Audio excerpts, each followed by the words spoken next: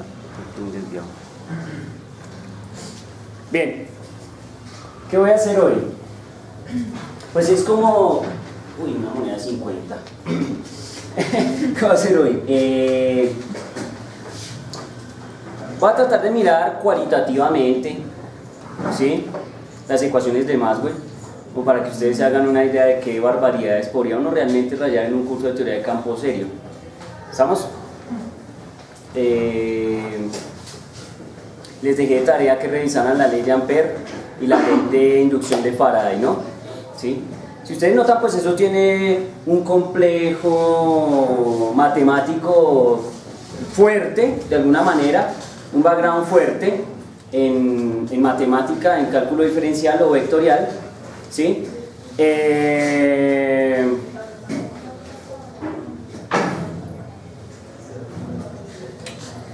Pero quiero empezar con la historia para que tengan claro cómo es, aunque ya lo habíamos discutido. Yo creo que ya esa historia la había contado hace ya un buen rato, creo que al inicio. Pero la historia del origen de las dos leyes, que es básicamente la misma historia, que es la idea de Christian Oersted, ¿cierto? Cuando el tipo se da cuenta del efecto del campo magnético sobre las corrientes eléctricas, y cómo Ampère y Faraday se preguntan dos cosas un tanto que diferentes respecto a ese mismo problema, respecto al problema o la situación que encontró este señor. Entonces resulta que la pregunta de Ampère es si es posible, después de darse cuenta uno que un campo magnético puede producir que una corriente, discúlpenme, puede producir un campo magnético, es decir, cuando una corriente a través de un cable afecta a unos imanes ahí cercanos a la vecindad del cable. Entonces la pregunta que se hace Ampère es, oiga, qué interesante, o sea que una corriente eléctrica genera un campo magnético, si estamos lo que dice Ampère. Y entonces Ampère se pregunta si realmente es posible que un cable que tiene una dirección, la corriente, y otro cable donde la corriente tiene de pronto otra dirección, ¿sí?, puede producir un efecto de atracción o repulsión ¿de qué? De esos cables, ¿sí estamos? Entonces el hombre hace un montaje estilo balanzas, ¿no? Estilo balanzas, pone sus cables y pues si hay una repulsión, pues la balanza se extiende, y si hay atracción, pues se recoge acá, ¿sí? Esa es una pregunta interesante, ¿no?, de ese experimento. Lo chévere de esos experimentos es que hay gente que se hace preguntas pues sobre un mismo evento completamente diferentes, ¿no? Entonces, por ejemplo, la pregunta de Faraday es muy diferente, a pesar de que ven exactamente el mismo experimento. Y la pregunta de Faraday es, oiga, ¿será que realmente si una corriente eléctrica es capaz de producir un campo magnético, entonces será que un campo magnético es capaz de producir una corriente eléctrica? Es la pregunta, ¿cierto? Una pregunta interesante. Si bien yo creo que las dos preguntas son impresionantes, ¿sí estamos?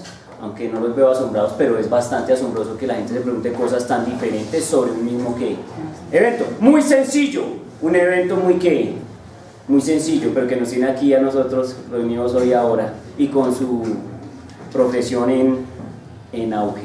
¿Sí estamos o no? Entonces miren, el experimento, particularmente es muy interesante el experimento de Faraday, porque Faraday hace lo siguiente: el tipo tiene una espira de alambre, ¿cierto? Y entonces él está, digamos, él tiene podemos decir, ¿cierto?, un galvanómetro, o tal vez se lo llamarían actualmente un amperímetro, ¿cierto? Bueno, pues el galvanómetro es un poco más arcaico, ¿no? Porque ahora básicamente lo que hace el galvanómetro es como detectar si hay o no hay corriente, pues en general, ¿sí? El amperímetro mide esa intensidad, ¿sí? Entonces, bueno, el caso es que Faraday hace una cosa muy interesante, ¿sí? El hombre toma un imán de esos convencionales de dipolo, ¿sí? Y entonces él lo que hace es alojar en primera instancia el imán en esta región, en la región central del bobinado. ¿Sí estamos? Y cuando el hombre inserta el imán ahí, encuentra algo bien curioso, que es que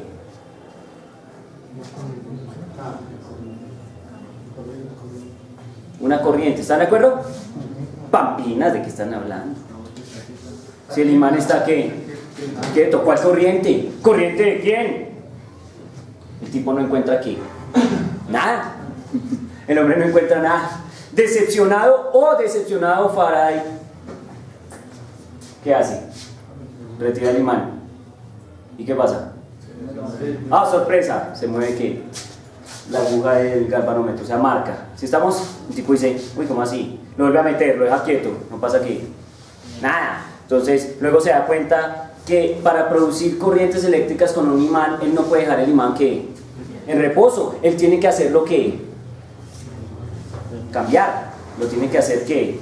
Mover. ¿Estaban de acuerdo? Entonces, él sabe que ese cambio de posición del imán, ¿sí? Ese cambio de posición del imán, pues produce un cambio en el campo magnético mientras va pasando el ¿qué? El tiempo, o sea, es una cuestión en el tiempo. ¿Está de acuerdo? Al hacer esto, se genera corriente. El problema de esa corriente, ¿cuál es? Que en un momento va para allá y en otro momento va para el otro lado. ¿Está de acuerdo o no? Y entonces por eso la aguja primero hace así y luego hace ¿qué? Asá. ¿Estamos? Porque pues la corriente no actúa siempre de la misma manera.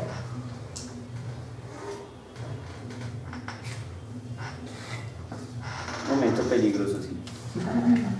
Bien, entonces, pero aquí hay algo bien interesante. Uno puede notar, por ejemplo, que dentro del bobinado la corriente empieza ¿qué? A circular, ¿cierto? Ustedes saben que, y lo discutimos en una clase, y no está lejos, de que si hay una corriente a través de un cable, entonces es porque dentro de ese cable hay un ¿qué? Un campo eléctrico. ¿Sí estamos? Y entonces ese campo eléctrico tiene una característica bien especial, y es que está enrollado en este alambre. ¿Sí estamos? Entonces el campo tiene este efecto. ¿Qué hace?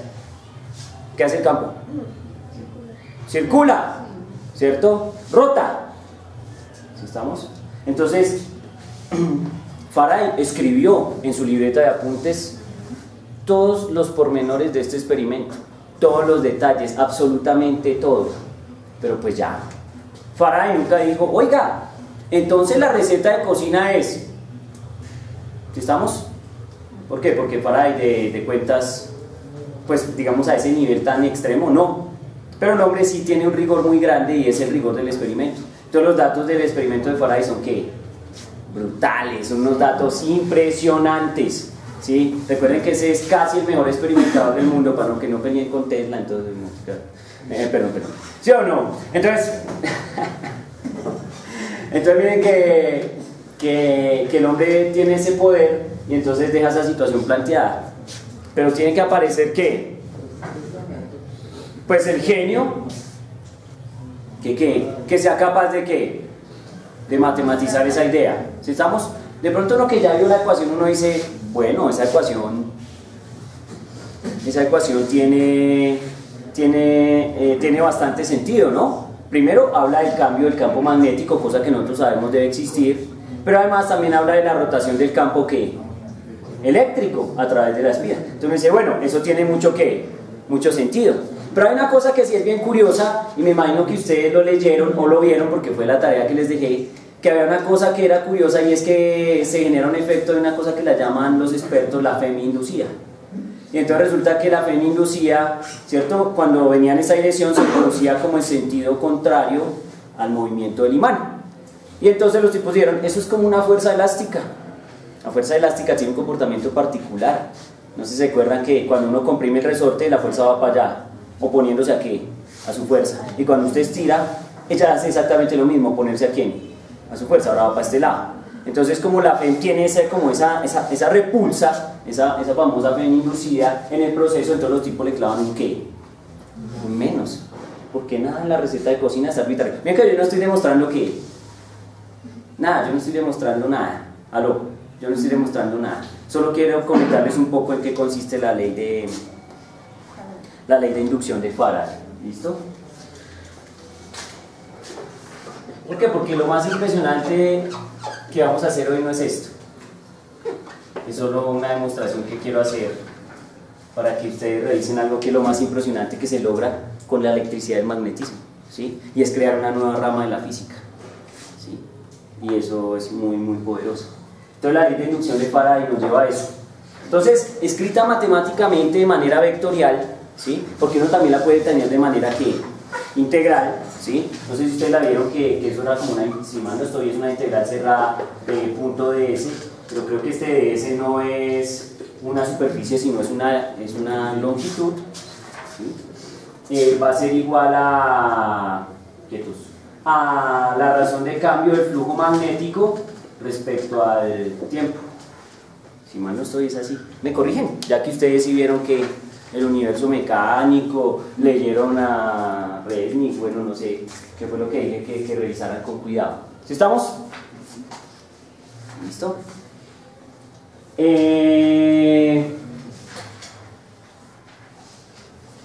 Pero a mí me interesa mucho la manera que... ¿Sí está bien? Yo tengo la fuerza motriz, es igual a menos la derivada del flujo con respecto al tiempo. Ah, es con menos, sí, me falta el menos, ok. Sí, es el menos. ¿Sí estamos o no? Me falta el menos. Me falta el menos, que es lo que estábamos diciendo. O sea, el potencial sería la misma fuerza electromotriz. Pues, hermano, esa es una cosa que yo también he tenido. La FM es, sí, es como un efecto de potencial eléctrico, pero está dentro de la estructura del... O sea, dentro de la estructura del campo, ¿se va a entender? Pero miren que es curioso porque le dan un nombre de ¿qué? De fuerza. Pero si ustedes revisan, no es una fuerza, sino es una cuestión energética, ¿no? Es una cosa de ¿qué? De trabajo. Yo no sé si ustedes han visto, en el Resnick creo que incluso hay un ejemplo, donde hay unos tipos que van subiendo unas bolas de boliche a una, bueno, ¿cómo se dice? A una, sí, como a una canal, y entonces lo que dicen es que esa FEM es la que es capaz de hacer eso. Entonces no puede asociarlo mucho a lo que es el potencial, ¿sí estamos? O a la energía que es capaz de generar ese trabajo, ¿sí? Es lo que yo tengo en mente así por encima, en mi cerebro. Es una de las ideas que debo revisar con cuidado ahí. Bien, pero la quiero de manera que diferencial.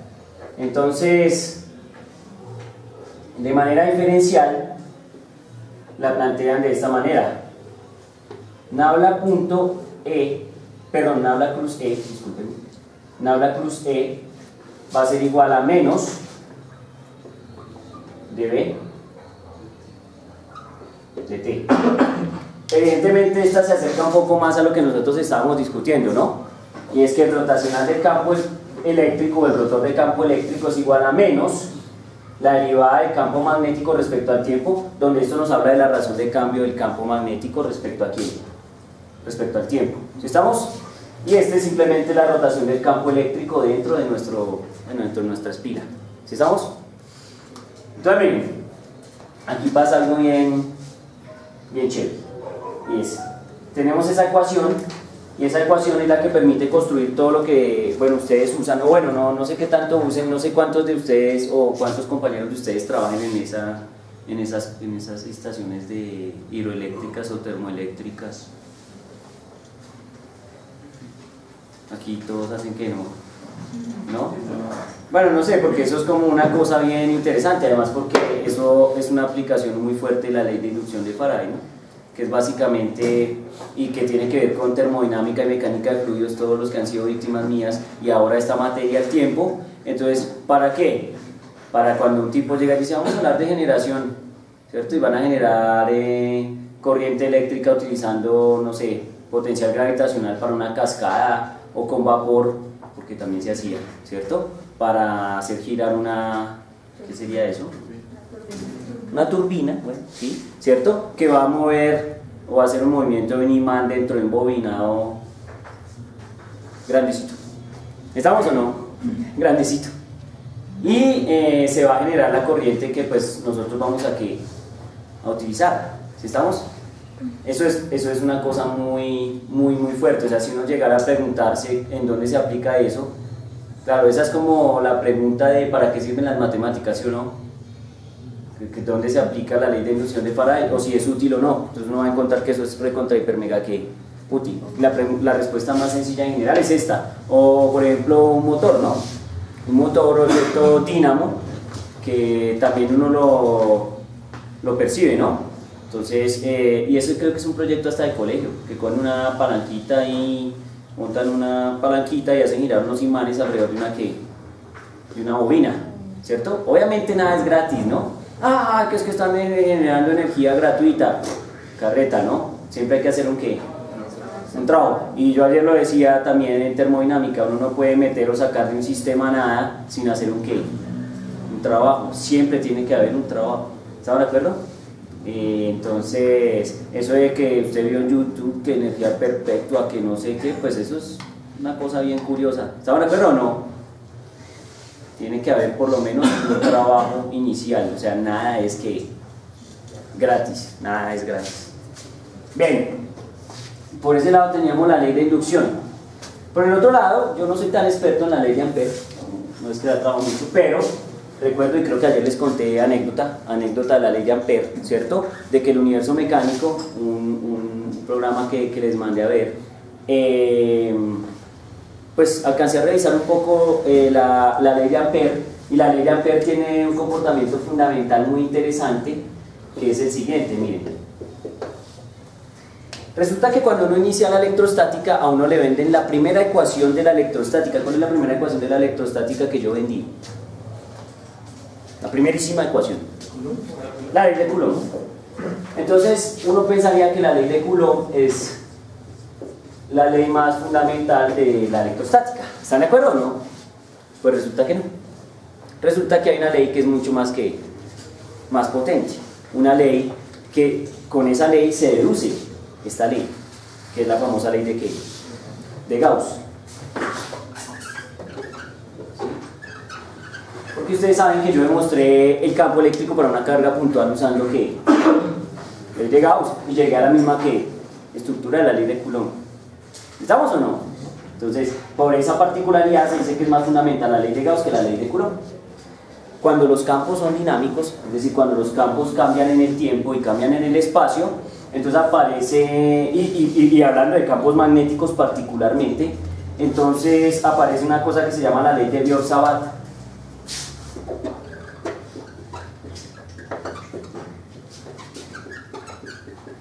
¿Sí?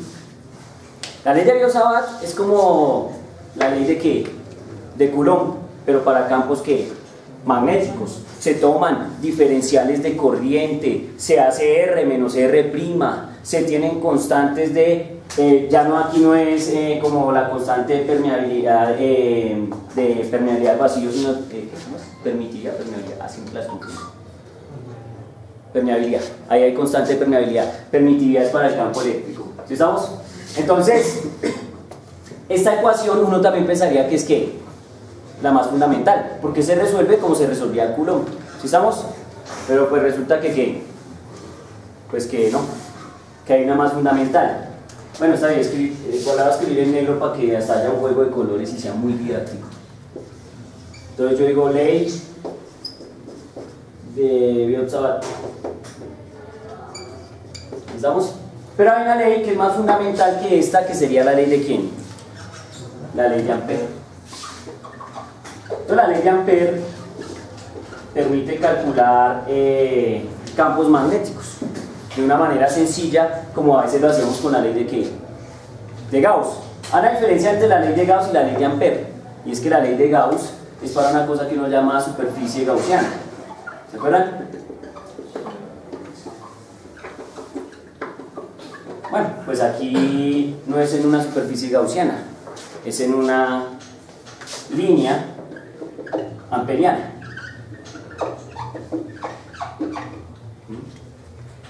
Es un detalle diferente, ¿no? Es un pequeño detalle diferente. ¿Sí? La ley de Ampère se puede escribir de manera integral, así como escribir la ley de Gauss. Entonces uno puede decir que la ley de Ampère es igual a la integral cerrada, ¿sí? Pero ya no es E, ahora es que B, punto, pero ya no es de A, sino de S, donde S es una longitud, y eso es igual a mu sub 0 I. ¿Sí estamos? Mu sub 0 I. ¿Uno puede resolver problemas con esta ecuación? Sí. El problema más sencillo que uno puede resolver es conociendo una corriente, calcular el campo magnético alrededor de ese cable que conduce esa corriente. Por ejemplo, o sea, tenemos este cable, ¿sí? Y por ese cable fluye una corriente que I. ¿Estamos? Fluye una corriente I. Pongámosla así. Y decimos que aquí fluye una corriente I. ¿Qué pasa? ¿Ah?